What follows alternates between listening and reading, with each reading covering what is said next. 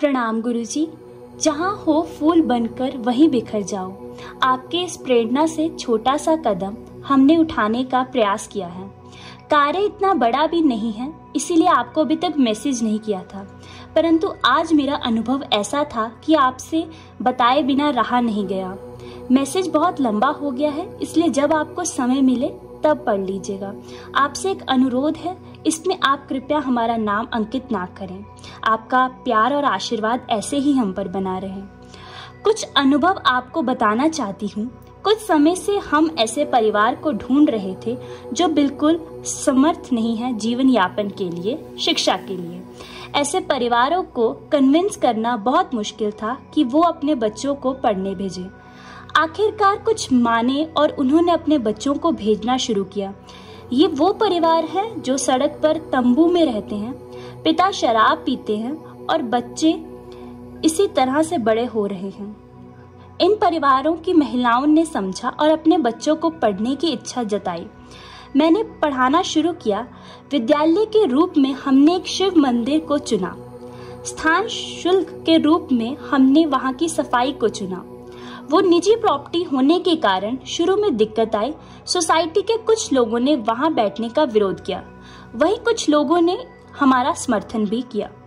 सबसे बड़ी चुनौती थी कि उन बच्चों में शिक्षा के प्रति रुचि जगाई जाए, क्योंकि मैं नहीं चाहती थी कि वो भी कुछ खाने पीने या किसी सामान के लालच में आए। इसीलिए पहला प्रयोग किया, उन्हें ऐं सरस्वती ऐं नमः सिखाया। उसका इतना चमत्कारी परिवर्तन आया कि कुछ ही समय में उनका व्यवहार बदलने लगा। जिन बच्चों के मुंह पर गाली थी, अब वो रोज बताते हैं कि कितनी बार जाप किया है। होमवर्क ना करने पर मैं डांट कर बोल देती हूँ कि कल से मत आना, फिर मुस्कुराते हुए भी वो आ जाते हैं। फटे कपड़े लेकिन छोटी सी कक्षा के लिए नहा के तैयार होके आते हैं। घर के मंदिर में रोज चढ़ाए गए ड्राई फ्रूट प्रसाद में लाकर सबको देना शुरू किया है। और जब उन्होंने पहली बार बादाम देखा तो बोले, ये क्या है। ऐसे अनगिनत अनुभव हुए हैं। इसी बीच कुछ सक्षम लोग ऐसे भी हैं जिन्होंने फ्री का लाभ लेना था, परंतु उनकी डिमांड थी कि उनको इन बच्चों के साथ ना पढ़ाया जाए।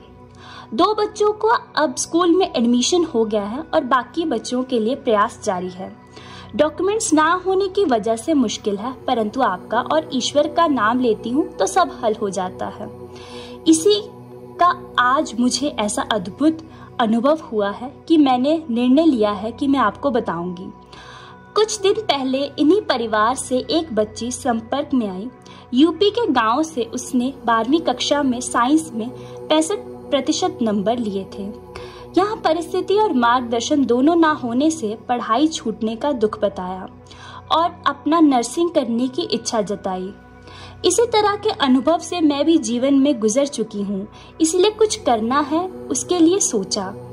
बाकी आप और ईश्वर पर छोड़ते हुए प्रयास करना शुरू किया। यहाँ सरकारी कॉलेज में सभी जगह एडमिशन बंद हो चुके थे और सरकारी नर्सिंग में यहाँ दूसरे जिलों की सीट नहीं है। ऐसे में मैंने प्राइवेट ऑप्शन चुना, जिसके लिए कई लोगों से संपर्क किया, लेकिन कोई मदद नहीं मिली। कल कुछ जगहों पर पता कर रही थी, परंतु इतनी फीस के कारण बात नहीं बन पा रही थी। इतने लोगों में से केवल एक व्यक्ति ने बोला कि आप जाओ, जितना कम हो सकेगा करेंगे। आज देवी माँ का 9वां और 5वां अध्याय पढ़ा, ये बोलकर कि माँ ध्यान रखना। सुबह 10 बजे पहुँच गई उस बच्ची को लेकर। वहाँ के ओनर से बात करते करते स्वास्तिक वाला प्रयोग भी किया और उसके बाद जो हुआ मैंने सोचा भी नहीं था। वो कुछ रजिस्ट्रेशन फीस पर एडमिशन देने को राजी हो गए और पूरी फीस फ्री कर दी है, जो कि 50,000 से ज़्यादा पड़ रही थी।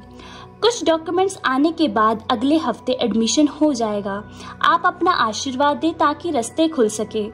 इसी के साथ मेरा प्रश्न है गुरुजी कि ऐसे परिवारों को आध्यात्मिक और धार्मिक शुरुआत कैसे करवाई जाए, क्योंकि साधन जुटाना इस परिस्थिति में संभव नहीं है। शाम के भोजन का इंतजाम मुश्किल हो, सर पर छत ना हो, पढ़ना ना आता हो, ऐसे में पूजा पाठ कैसे किया जाए।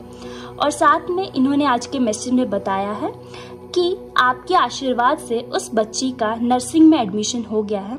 उसके परिवार ने मेरे माध्यम से आपको धन्यवाद और प्रणाम बोलने को कहा है। खुश रहिए। और आप स्वयं चिकित्सक हैं और डॉक्टर होते हुए आप जिस तरह का अभियान में आपने हाथ रखा है, ये बहुत पुण्य का कार्य है। इसमें बहुत संघर्ष है, बहुत समस्याएं हैं, बहुत समय भी लगेगा, लेकिन ठीक है। जितना भी, जैसे मैंने कहा था कि वो एक बच्चे वाली घटना आपको बताई थी कि इसको फर्क पड़ता, इनको फर्क पड़ेगा। 2001 में मैं मेरठ में था उस समय, तो वहाँ तत्कालीन जिलाधिकारी थे अवनीश अवस्थी, मालिनी अवस्थी, उनकी पत्नी हैं, जो लोक गायिका हैं। तो और हमारे एक बहुत ही निकटतम व्यक्तित्व हैं श्री अविनाश सिंह अलग, उन सब ने मिलकर के, हम भी उसमें शामिल थे, नामकरण भी मुझे ही करने का मौका मिला। ज्ञानोदय करके एक प्रोजेक्ट हमने शुरू किया था, ज्ञानोदय वाटिका के नाम से। और पिछले वर्ष का जो आर्यम इंटरनेशनल प्राइज है वो हमने उसी संस्था का नाम चयनित हुआ था, तो उनको दिया भी था। तो वो 1 लाख रुपए का एक प्राइज मनी होता है उसमें, पुरस्कार में, जो हम हर वर्ष देश और विदेश में जो भी पूरी दुनिया में कोई इस तरह के कार्य करते हैं, जो समाज और इस तरह की चीजों को ऊंचा उठाते हैं, उनके लिए हमने निश्चित करके रखा हुआ है। तो वो उनको भी, अब आज उनकी 35-40 वाटिकाएं हैं और देश में बहुत सारे हिस्सों में वो वाटिकाएं काम कर रही हैं। हजारों बच्चों का जीवन वहाँ रूपांतरित हो रहा है, और न सिर्फ जीवन रूपांतरित हो रहा है, वो भविष्य के अपराधी बनने से बच रहे हैं। वो ऐसे परिवारों से हैं कि अपने जब खुद सुधरता है उनका जीवन, और शिक्षा की ज्योत एक ऐसी ज्योत है जो पूरे जीवन को आलोकित करती है, और कई सारे परिवार उससे बेहतर और अच्छे होते हैं। तो एक छोटी सी, जो वो पाकिस्तान की बच्ची थी जिसको नोबेल मिला, उसने कहा ना, एक कलम और एक शिक्षा और एक किताब और एक आपका संकल्प आपकी पूरी दुनिया को बदल सकता है।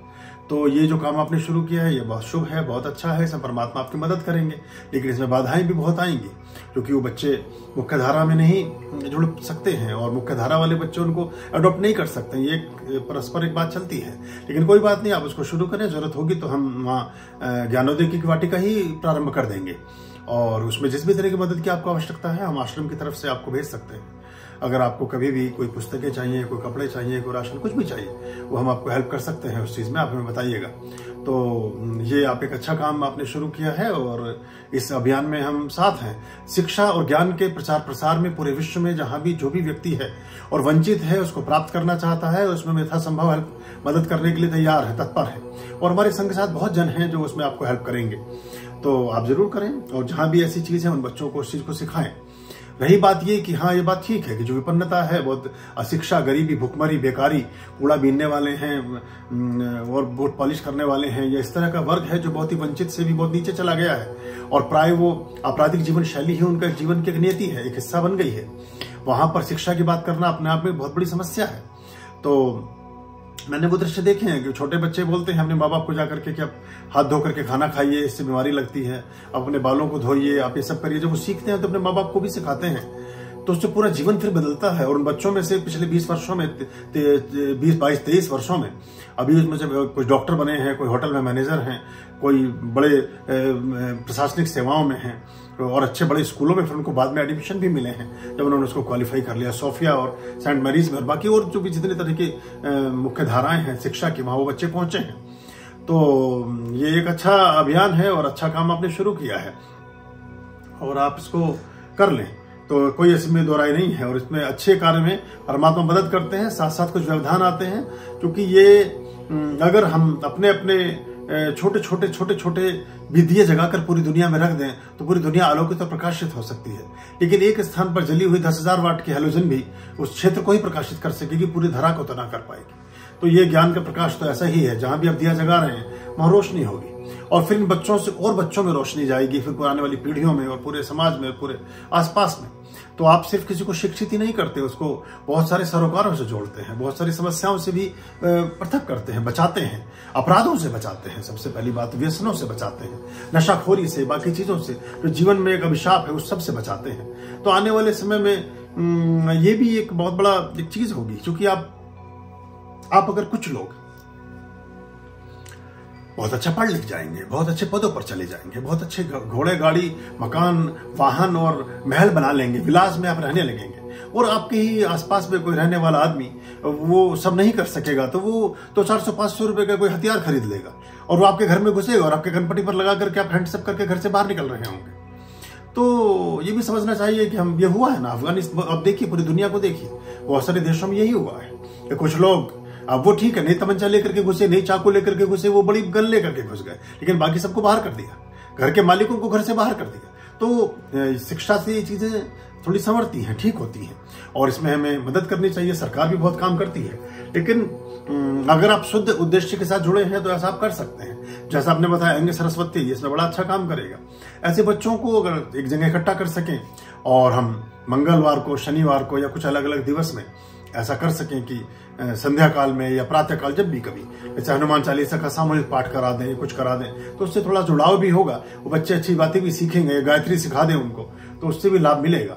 और ये आप करें, इसमें आपको सहयोग परमात्मा ही करेंगे सहयोग। आपने खुद ही लिखा है कि 50,000 की शिक्षा, 50,000 का जो शुल्क है वो नर्सिंग कॉलेज ने माफ कर दिया है। तो सब जगह लोगों के हृदय में कहीं ना कहीं अच्छा विचार होता है, बस वो इस बात को देखता है कि आप कितना जेन्युइनली उस चीज को कर रहे हैं। तो आप करें और लाभ होगा आपको जरूर। जी।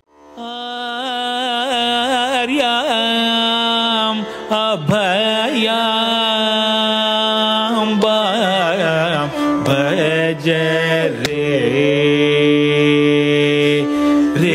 चित संततम आर्याम